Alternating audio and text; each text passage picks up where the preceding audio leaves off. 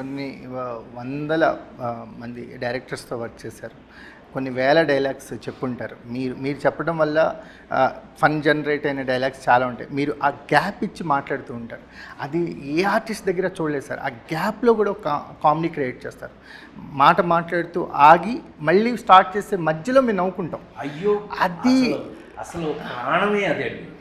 మరి ముఖ్యంగా కామెడీలో ఆ మధ్యలో గ్యాప్ ఫిలప్పింగే ప్రాణం అండి. అసలు ఎక్కడ నేను నేర్చుకున్నది అది. ఎక్కడ గ్యాప్ తీసుకోవాలి, ఆ డైలాగ్ మధ్యలో ఎక్కడ గ్యాప్ అయ్యో, మీరు చాలా ఇంపార్టెంట్ ఏంటంటే, చాలా ఇంపార్టెంట్ గ్యాప్ తీసుకోవాలని మీరు అన్నారు, టైమింగ్ అని నేను అంటున్నాను.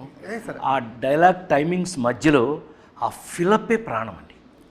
నేను నమ్మిన నువ్వు ఎన్నిసార్లు పరిగెత్తుకొచ్చేవాడు కట్టన్న తర్వాత నాకు దొరికేసింది సార్ అనేవాడు మనాడు.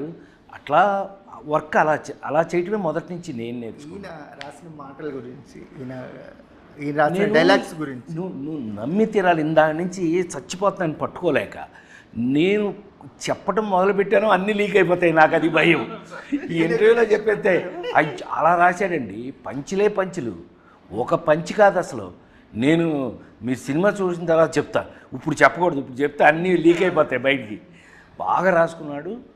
మరి ఎందుకనో మరి అంటే ఒకవేళ నన్ను ఏమైనా దెబ్బ కొట్టడానికి ఏమైనా ట్రై చేస్తున్నాడో తెలియలేదు, కానీ నన్ను దెబ్బ కొట్టడం కోసం నా మీద అనిపించేటట్టు రాశాడు.